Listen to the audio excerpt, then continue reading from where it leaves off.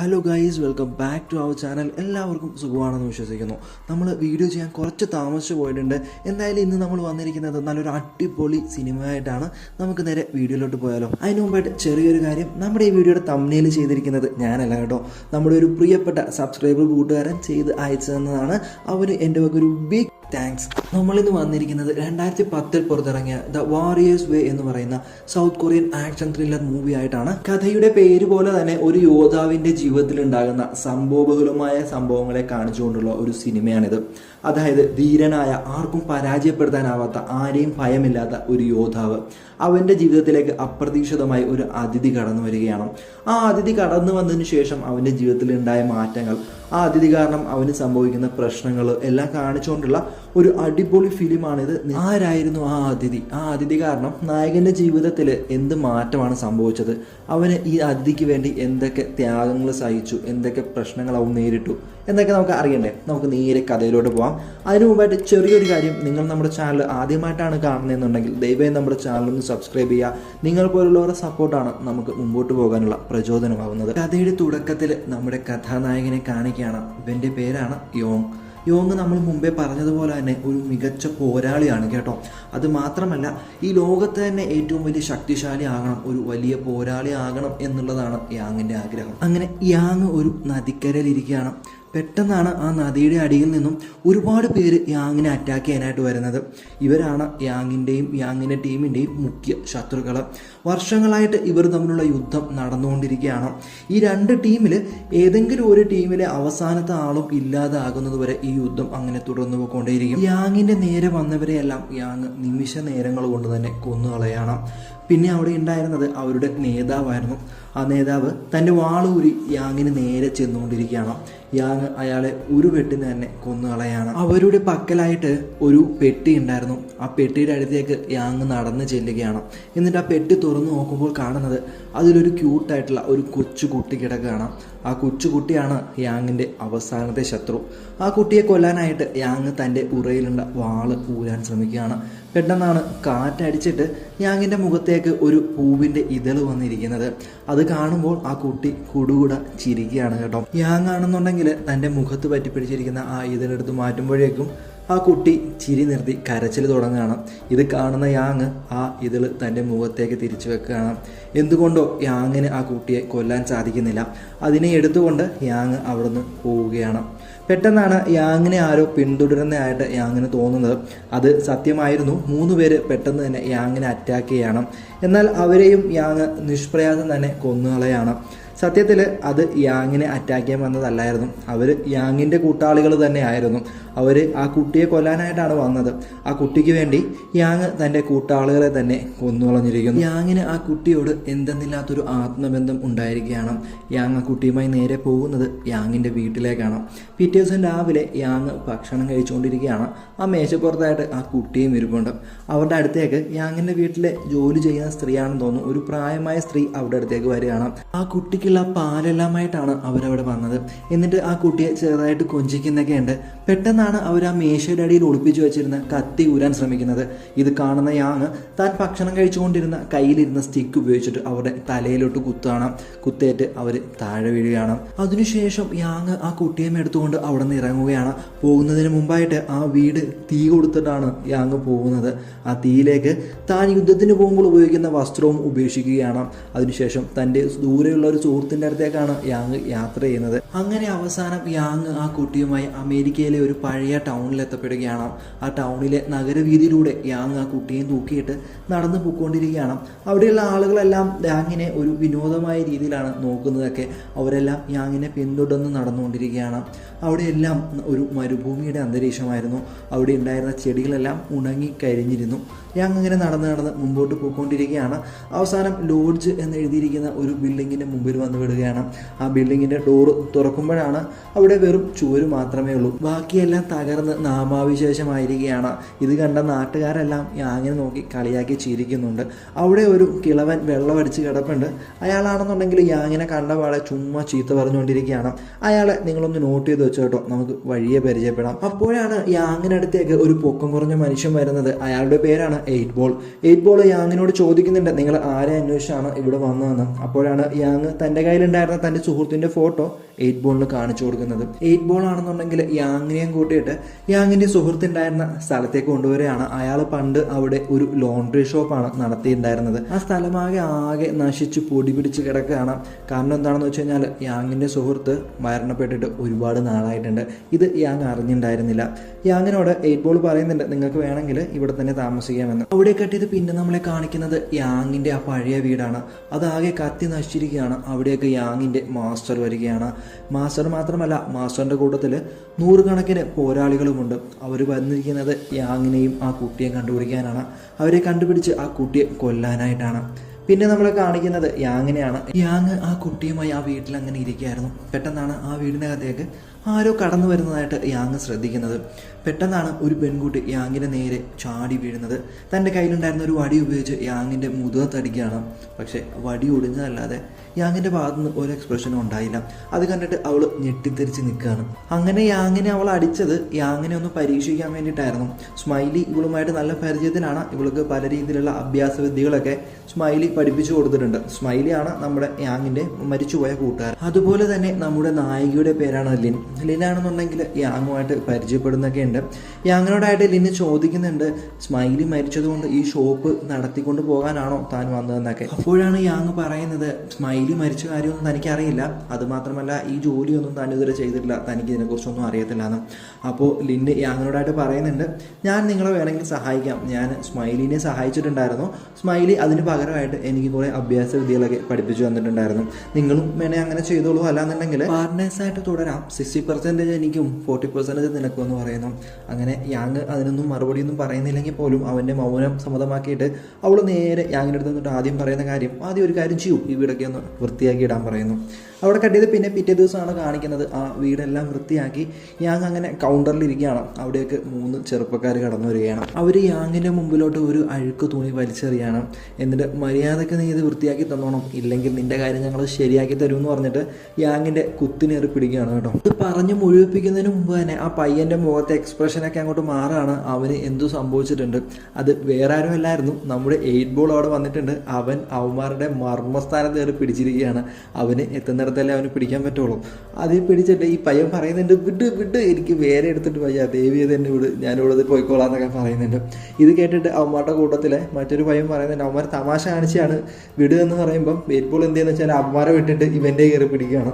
അവന്മാർ പേടിച്ച് അവിടെ നിന്ന് രക്ഷപ്പെടുകയാണ് കേട്ടോ. അവന്മാർ പോയതിനു ശേഷം എയ്റ്റ് ബോൾ യാങ്ങിനെ കൂട്ടി നേരെ പോകുന്നത് എയ്റ്റ് ബോളിൻ്റെ സർക്കസ് കൂടാരത്തിലേക്കാണ്.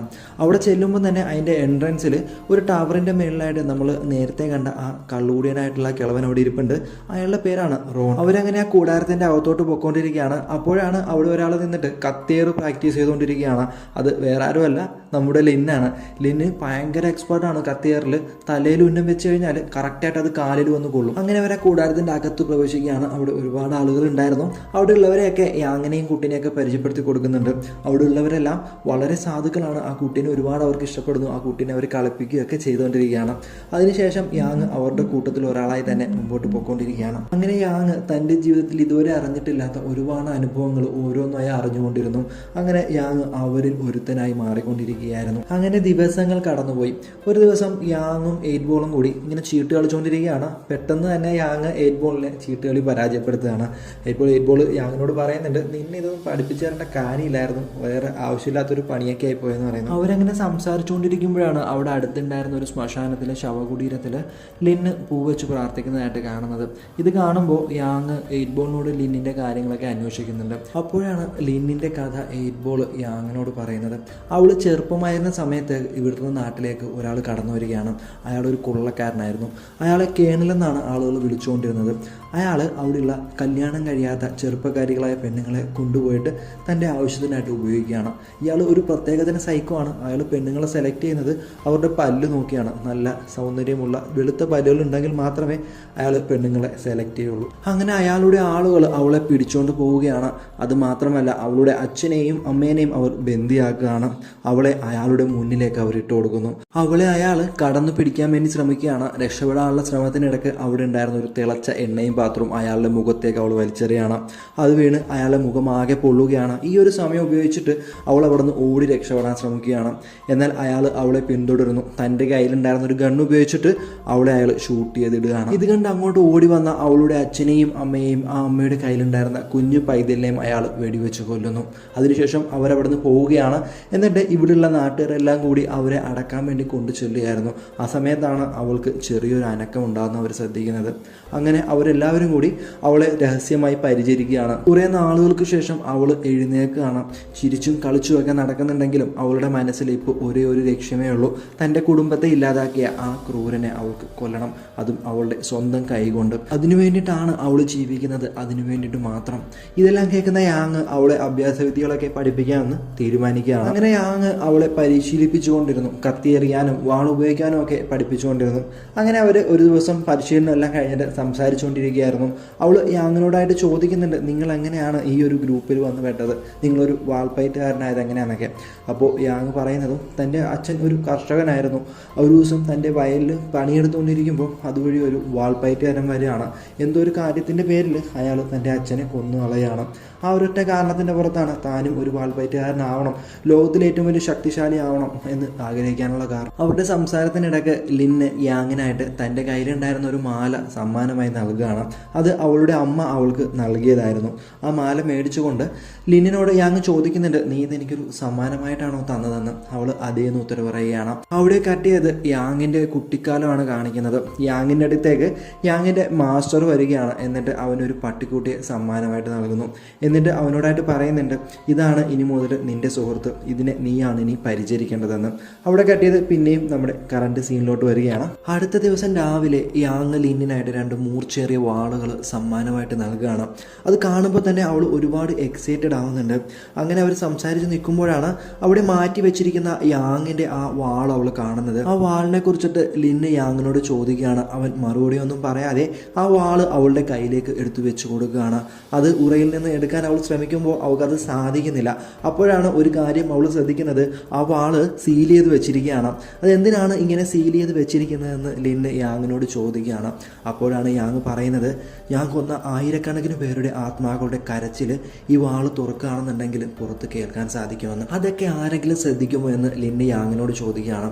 അപ്പോഴാണ് യാങ് പറയുന്നത്, എൻ്റെ കൂട്ടത്തിലുള്ള ആളുകൾക്ക് ഇത് കേൾക്കാൻ സാധിക്കും. അത് കേട്ടാൽ എന്താണ് കുഴപ്പം എന്ന് ചോദിക്കുമ്പോൾ യാങ് അതിന് മറുപടിയൊന്നും പറയുന്നില്ല. അവിടെ കട്ട് ചെയ്ത് പിന്നെ നമ്മളെ കാണിക്കുന്നത് കടലിലൂടെ അതിവേഗം പോയിക്കൊണ്ടിരിക്കുന്ന ഒരു കപ്പലാണ്. ആ കപ്പലിലുള്ളത് യാങ്ങിൻ്റെ മാസ്റ്ററും മറ്റു ശിഷ്യന്മാരുമാണ്. അതിൽ ഒരു ശിഷ്യൻ വന്നിട്ട് യാങ്ങിൻ്റെ മാസ്റ്ററിനോട് ചോദിക്കുന്നുണ്ട്, ഇത്രയും വലിയൊരു നഗരത്തിൽ നമ്മൾ എങ്ങനെയാണ് അവരെ കണ്ടുപിടിക്കുകയെന്ന്. അപ്പോൾ അവരുടെ മാസ്റ്റർ മറുപടി പറയുന്നത്, നമ്മൾ അവരെ അന്വേഷിച്ച് നടക്കൊന്നും വേണ്ട, ഒന്ന് ശ്രദ്ധിച്ചാൽ മാത്രം മതിയെന്ന്. ഇത്രയും പറഞ്ഞതിന് ശേഷം ആ കപ്പൽ ഇങ്ങനെ ബാക്കൗട്ട് കാണിക്കുമ്പോൾ നമ്മൾ ഞെട്ടിപ്പോവും. ആ കപ്പലിലുണ്ടായിരുന്ന 100 കണക്കിന് പേരെ അവർ കൊന്നിട്ടിരിക്കുകയാണ്. ആ മരിച്ചവരുടെ രക്തം വീണിട്ട് കടൽ ചുവന്നു പോയിരിക്കുന്നു. അങ്ങനെ ദിവസങ്ങൾ കടന്നു പോവുകയാണ്. ലിന്നിൻ്റെ വാൾ പരിശീലനവും യാങ്ങിൻ്റെ ജോലികളൊക്കെ ആയിട്ട് അങ്ങനെ ഓരോ ദിവസങ്ങളും കടന്നു പോയിക്കൊണ്ടിരുന്നു. അങ്ങനെ ഒരു ക്രിസ്മസ് ദിനം വരികയാണ്. ക്രിസ്മസിൻ്റെ തലേന്ന് അവിടെയുള്ള ആളുകളെല്ലാം വളരെ ഭംഗിയായി ഡ്രസ്സൊക്കെ ധരിച്ച് അങ്ങനെ ആഘോഷങ്ങളും പാട്ടും കൂത്തൊക്കെ ആയിട്ട് അങ്ങനെ പോയിക്കൊണ്ടിരിക്കുകയാണ്. അതിൻ്റെ ഇടയ്ക്ക് ലിന്ന് യാങ്ങിൻ്റെ അടുത്തേക്ക് ഓടി വരികയാണ്. എന്നിട്ട് യാങ്ങിനോടായിട്ട് പറയുകയാണ്, ഇപ്പോൾ നിങ്ങൾ എൻ്റെ അടുത്ത് ഫൈറ്റ് ചെയ്യാൻ വരുന്നു, നിങ്ങളെ ഞാനിന്ന് പരാജയപ്പെടുത്തുമെന്ന് പറയുന്നു.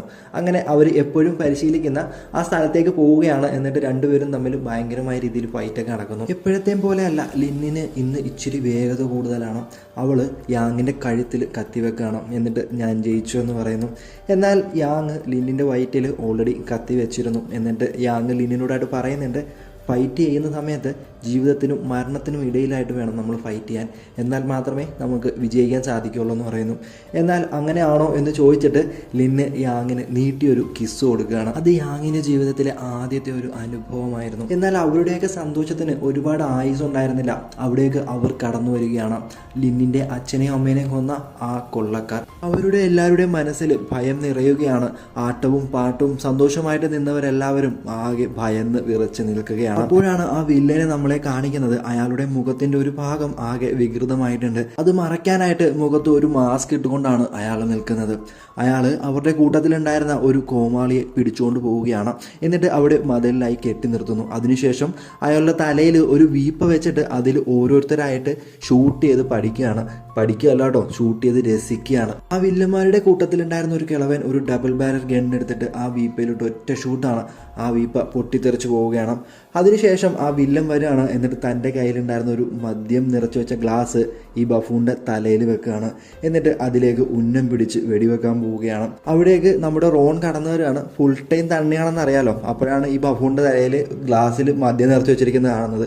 ഇതാരാടാ ഇവിടെ വെച്ചതെന്ന് പറഞ്ഞിട്ട് അതെടുത്ത് കുടിക്കുകയാണ്. ഇത് കണ്ട് ദേഷ്യം വന്ന വില്ലൻ റോണിനെ ഒരു കുതിരയിൽ കെട്ടിയിട്ട് വലിച്ചുകൊണ്ട് പോകാൻ പറയുകയാണ്. അങ്ങനെ ആ കുതിരയിൽ റോണിനെ ഇഴച്ച് വലിച്ചു കൊണ്ടുപോവാണ്. അതിനുശേഷം അവരവിടെ നിന്ന് പോവാൻ പോവുകയാണ്.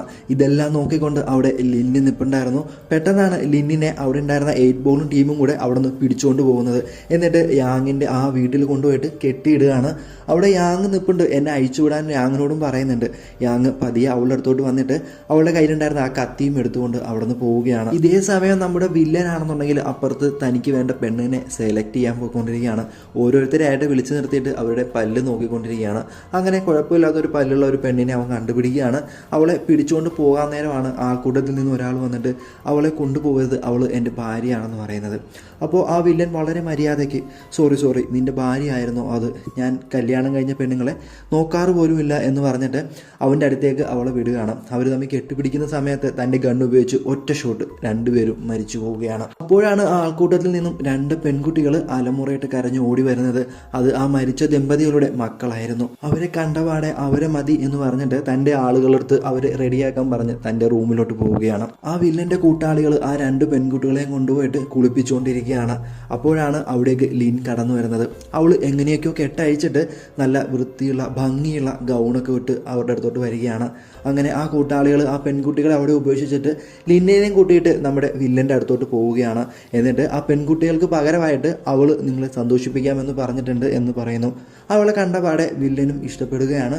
അങ്ങനെ ബാക്കിയുള്ളവരെല്ലാവരെയും പുറത്ത് നിർത്തിയിട്ട് അവർ ഒറ്റയ്ക്ക് സംസാരിച്ചുകൊണ്ടിരിക്കുകയാണ്.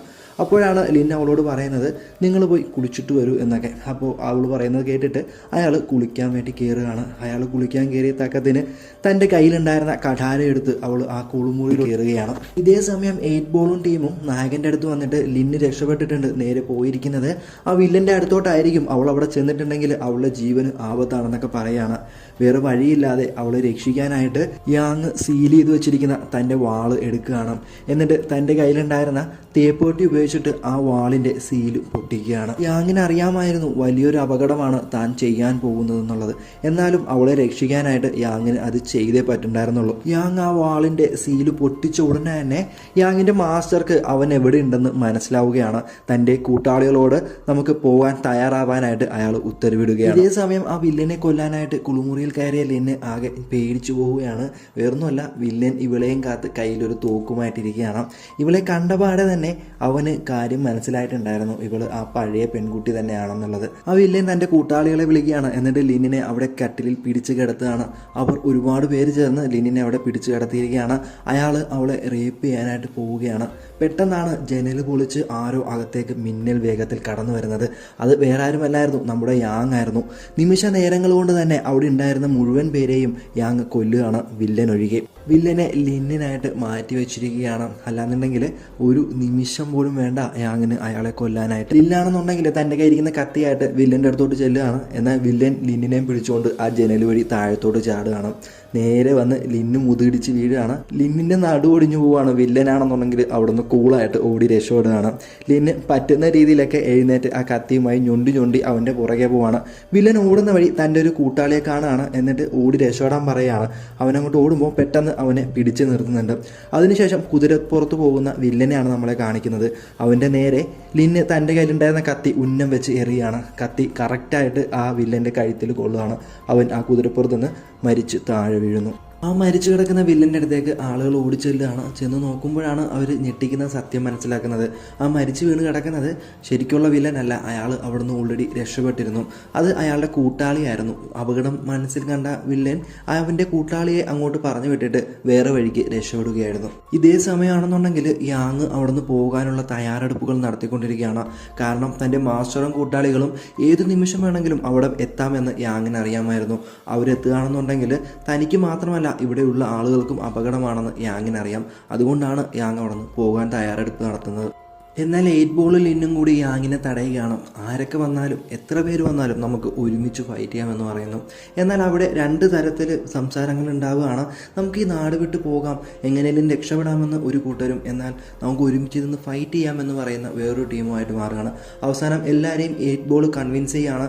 അങ്ങനെ അവസാനം എല്ലാവരും ഒരുമിച്ച് ഫൈറ്റ് ചെയ്യാം എന്നുള്ളൊരു തീരുമാനം എടുക്കുന്നു. അവരെ എല്ലാവരെയും കൂട്ടി 8 ബോൾ നേരെ പോകുന്നത് അവിടെ ആ മരിച്ച ആളുകളെ അടക്കിയിരിക്കുന്ന ആ സ്ഥലത്തേക്കാണ്. അവിടെ ചെന്നിട്ട് അവിടെയുള്ള ഒരു കല്ലറ കുത്തി തുറക്കുകയാണ്. പക്ഷേ ആ കലറിൽ ഉണ്ടായിരുന്നത് ഒരു മരിച്ച ശരീരമൊന്നും അല്ലായിരുന്നു. ധാരാളം ഡൈനാമൈറ്റുകളും ഗണ്ണും ഒക്കെ ആയിരുന്നു. അതിലുണ്ടായിരുന്ന ഒരു സ്നൈപ്പർ എടുത്തിട്ട് 8 ബോൾ നേരെ കൊടുക്കുന്നത് റോണിൻ്റെ കൈകളിലേക്കാണ്. റോണിൻ്റെതായിരുന്നു ആ ഗണ്ണും ആ ഡൈനാമൈറ്റുകളെല്ലാം. റോണ് പഴയൊരു കൊള്ളക്കാരനാണ്. തനിക്കെതിരെ നിന്നവരെല്ലാം റോണ് കൊന്നിട്ടുണ്ട്. എന്നാൽ ഒരു പെൺകുട്ടിയെ കണ്ടതിന് ശേഷം അവൻ എല്ലാം അവസാനിപ്പിച്ച് ഒരു ജീവിതത്തിലേക്ക് കടക്കുകയായിരുന്നു. എന്നാൽ ഈ ഒരു അവസരം മുതലെടുത്തിട്ട് റോണിൻ്റെ ശത്രുക്കൾ റോണിനെ ആക്രമിക്കുകയാണ്. ആ ആക്രമണത്തിൽ റോണിൻ്റെ കാമുകി കൊല്ലപ്പെടുകയാണ്. അവസാനമായി റോണിൻ്റെ അടുത്തിട്ട് അവൾ പറഞ്ഞ ഒരേ ഒരു കാര്യം, ഇനി നിങ്ങൾ ആരെയും കൊല്ലരുത്, നിങ്ങളിനി ഗണ്ണ് കൈ കൊണ്ട് തൊടരുത്.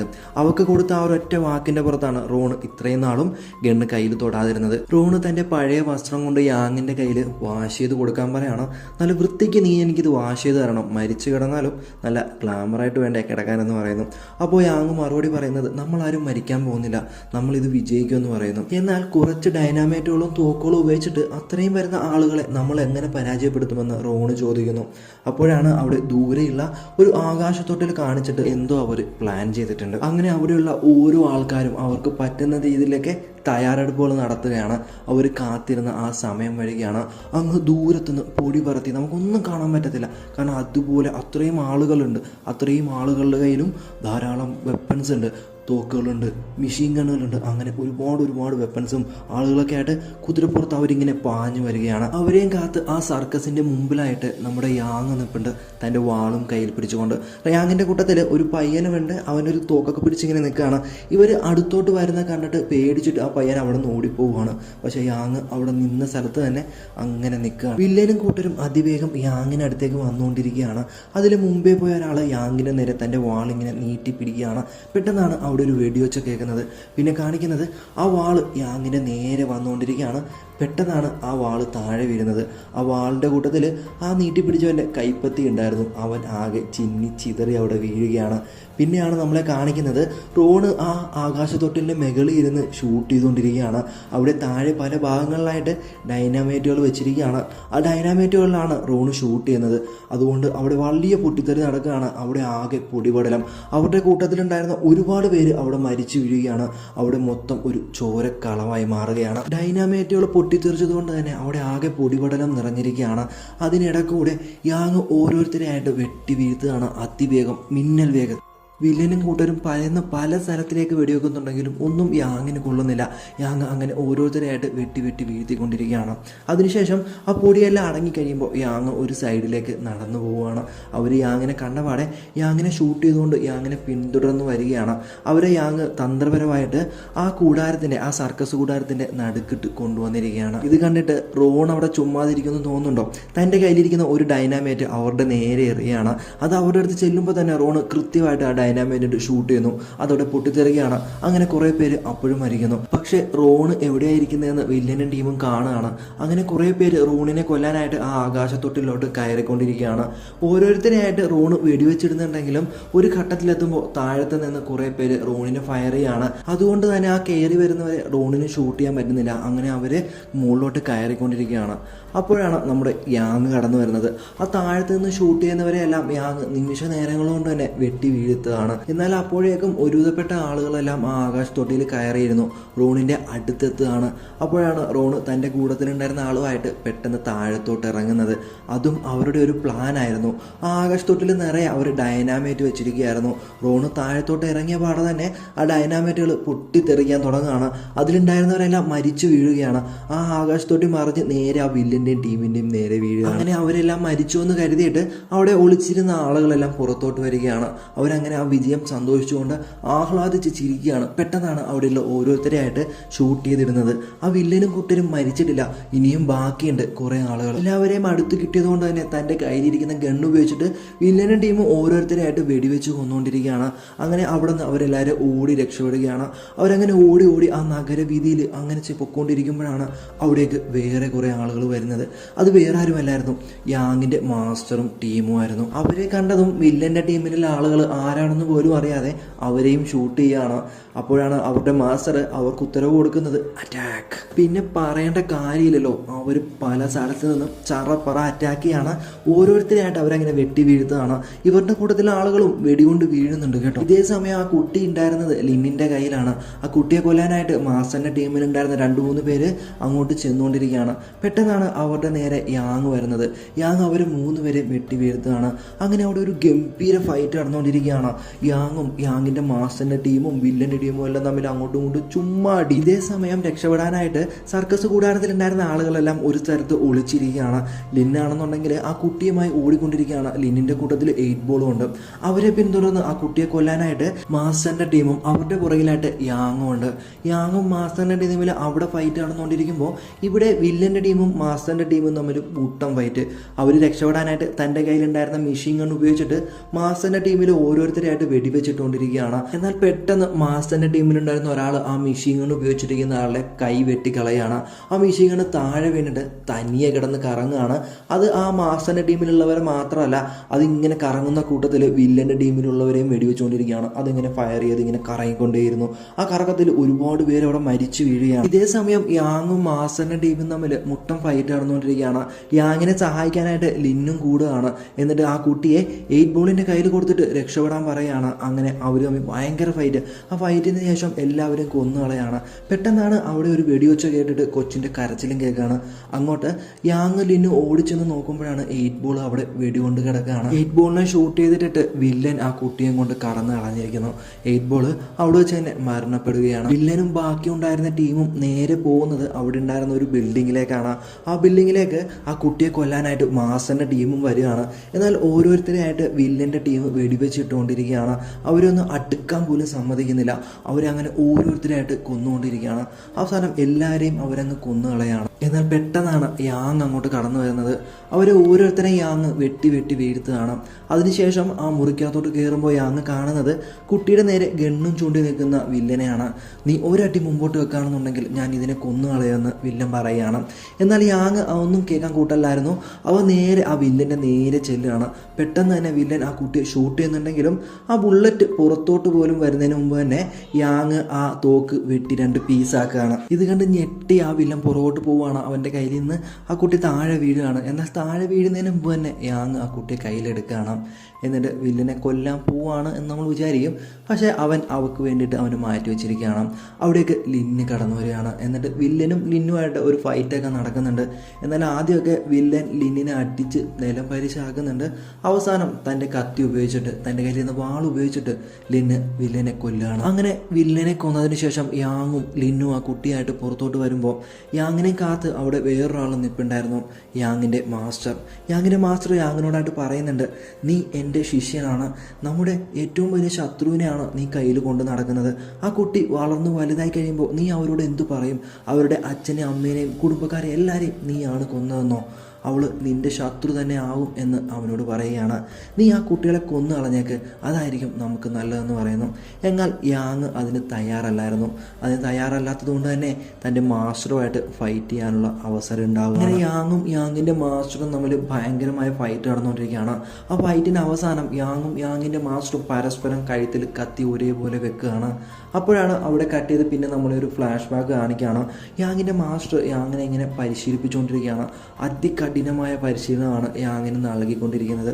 ആ കൂട്ടത്തിൽ യാങ്ങിൻ്റെ മാസ്റ്റർ പറയുന്നുണ്ട്, ഒരു യോദ്ധാവാകാനുള്ള എല്ലാ യോഗ്യതകളും നിനക്കുണ്ട്. കരുണയുണ്ട്, സ്നേഹമുണ്ട്. ഒരു യോദ്ധാവിന് ഇതൊന്നും പാടില്ല. തൻ്റെ മുമ്പിൽ വന്ന് നിൽക്കുന്ന ആരാണേലും അവരെ കൊന്നുകളയണം. തൻ്റെ വിജയം മാത്രമായിരിക്കണം തൻ്റെ ലക്ഷ്യം. അത്രയും പറഞ്ഞ് യാങ്ങിന് മുമ്പ് സമ്മാനമായിട്ട് നൽകിയ, യാങ്ങിനെ വളർത്താനായിട്ട് നൽകിയ ആ നായ്ക്കുട്ടിയെ തന്നെ കൊല്ലാൻ വേണ്ടിയിട്ട് യാങ്ങിൻ്റെ മാസ്റ്റർ പറയുകയാണ്. പിന്നെ നമ്മളെ കാണിക്കുന്നത് യാങ്ങിൻ്റെ മാസ്റ്ററിൻ്റെ കഴുത്ത് തന്നെ വെട്ടുന്നതാണ്.